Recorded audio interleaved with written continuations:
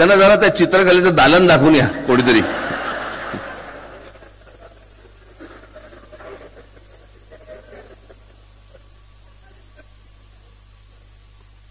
अनेकांनी अनेक गोष्टी सांगितल्या, शब्दाविना चित्र पासून ते अनेक गोष्टी सांगितल्या. माझी सगळ्यात महत्वाची गोष्ट जी सरांच्या चित्रांमध्ये दिसते ती मला सर्वांना सांगणं गरजेचं आहे. ते जे काढून ठेवलेलं आहे ना इतक्या वर्षांचं, ते सोपं नाही आहे. ते सोपं दिसतं,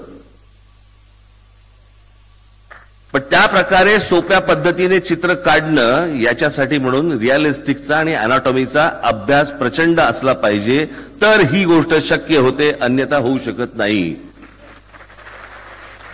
सरांचं कोणतेही चित्र तुम्ही काढून बघा ज्याच्यामध्ये तुम्हाला सिम्प्लिफाईड दिसेल, पण कुठेही प्रपोर्शन चुकलेलं तुम्हाला दिसणार नाही.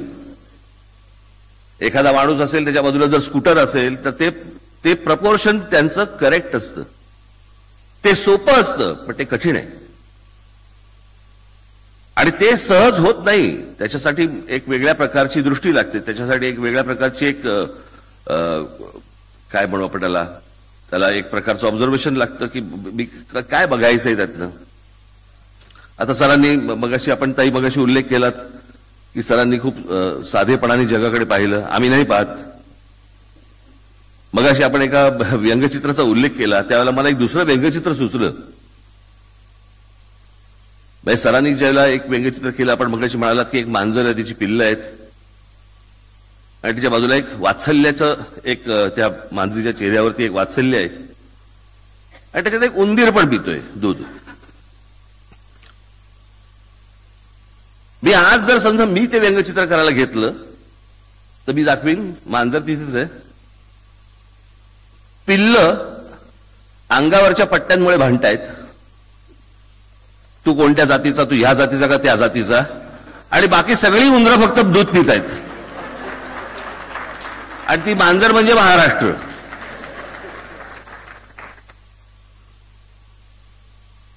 सरांचा जगाकडे बघण्याचा दृष्टिकोन साधा, सरळ, निखळ, पण तो सोपा नव्हे. मी स्वतः एक व्यंगचित्रकार असल्यामुळे, चित्रकार असल्यामुळे त्या सोप्या ओळी काय असतात आणि त्याला किती वेळ लागतो आणि त्या किती कठीण असतात याची पूर्ण जाणीव मला आहे. आज वासुदेवराव इकडे बसलेले आहेत, तेही चित्रकार आहेत. त्यांचं एक अप्रतिम चित्र त्यांचं. त्या चित्रामध्ये ते मला असं वाटतं टाटाने घेतलं तुमचं चित्र. मी जेव्हा तुमच्याकडे मागायला आलो तेव्हा तुम्ही सांगितलं मला टाटाने घेतलं, असं तुम्ही मला सांगितलं.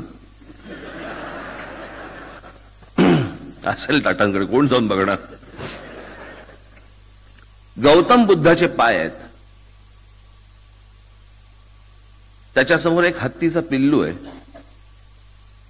त्याच्या मागे हत्ती, त्या पिल्लाची आई आहे, हत्तीण आहे, आणि ती हत्तीण त्या पिल्लाला सोंडेने फक्त पुढे ढकलते पायापड.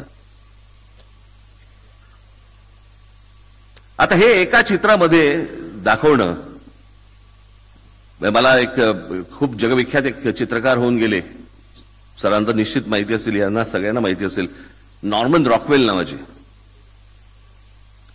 त्या नॉर्मन रॉकवेल त्यावेळेला सॅटरडे इव्हिनिंग पोस्ट नावाचं जे मॅगझिन यायचं त्याच्यावरची कव्हर ते करायचे. त्यात त्यांच्या संपूर्ण चित्राला कुठेही शब्द नसायचे, पण ते ऑइल पेंटिंग मध्ये करायचे. तसं एक त्यांचं शब्द नसलेलं पण अप्रतिम चित्र ते व्यंगचित्र नाही करायचे, चित्र.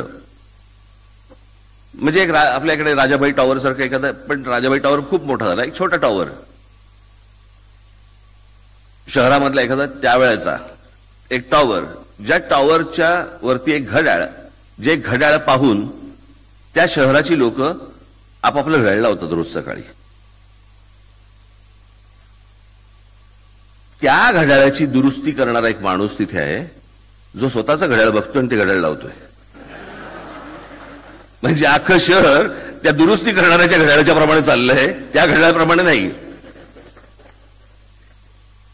आता यातला एकच बारकावा, चित्रकार, व्यंगचित्रकार काय बघतो की ते घड्याळ कोणतरी ठीक करत असेल, कोणतरी नीट करत असेल, हे पहिल्यांदा तो विचारता आला पाहिजे. अनेक लोक म्हणतात की तुम्हाला ही कल्पना सुचली कशी. खरंच कळत नाही कशी आली, काय आली, कुठून आली कळत नाही.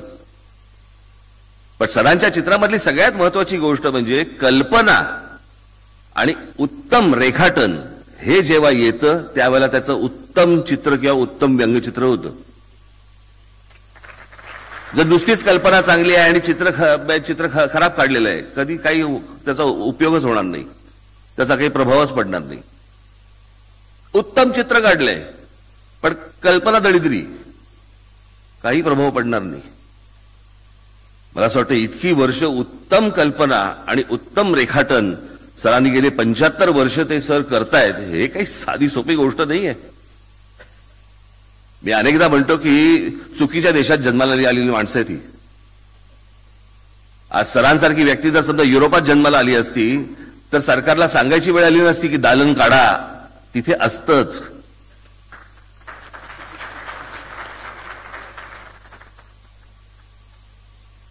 हे खास करून आपल्याला युरोपामध्ये दिसतं जास्ती करून. मी एकदा डेव्हिड लो यांची पुस्तकं आणायला गेलो होतो लंडनला. मला कळलं की एक दुकान आहे, त्या दुकानामध्ये डेव्हिड लोची पुस्तकं मिळतील. डेव्हिड लो म्हणजे जगविख्यात व्यंगचित्रकार, मोठे. कोण किती मोठे तर ॲडॉल्फ हिटलरने ज्याला जिवंत किंवा मेलेला मायासमोर आणा असं सांगितलेला असा तो व्यंगचित्रकार. परत फिरून आले.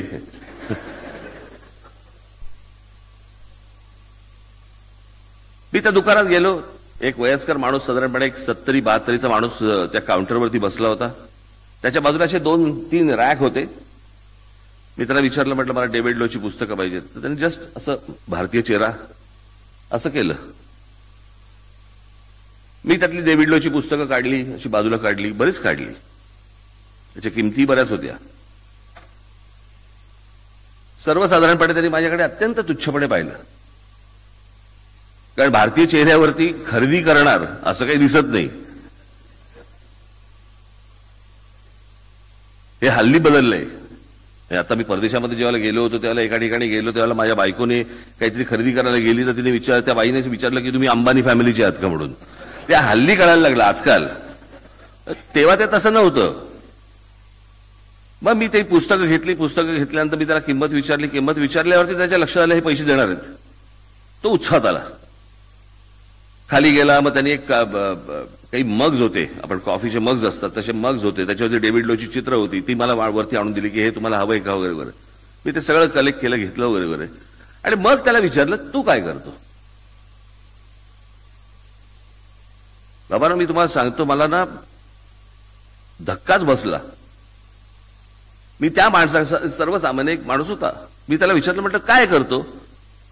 त्या माणसाने, तो काउंटरवरच्या माणसाने, जो दुकान ते चालवत होता, त्यांनी पॉलिटिकल कार्टून्स याच्यावरती पीएचडी केली होती. आणि ती पीएचडी करून तो ते दुकान चालवत होता.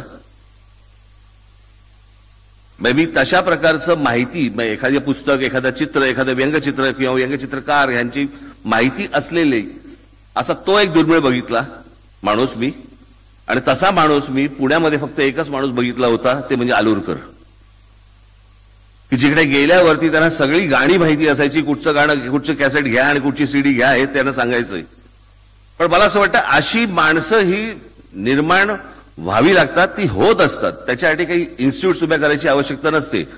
पण त्याच्यासाठी जे अगदी सुरुवातीच्या ज्या गोष्टी लागतात, बेसिक जे ट्रेनिंग लागतं, मला असं वाटतं तेवढं ट्रेनिंग देण्यासाठी म्हणून मी चंद्रकांत दादांना सांगितलं की मी जे स्कूल ऑफ आर्ट सारख्या अनेक संस्था आहेत की ज्या जर समजा सुधारल्या, अनेक चित्रकार या महाराष्ट्रातून पुढे भविष्यामध्ये निर्माण होतील.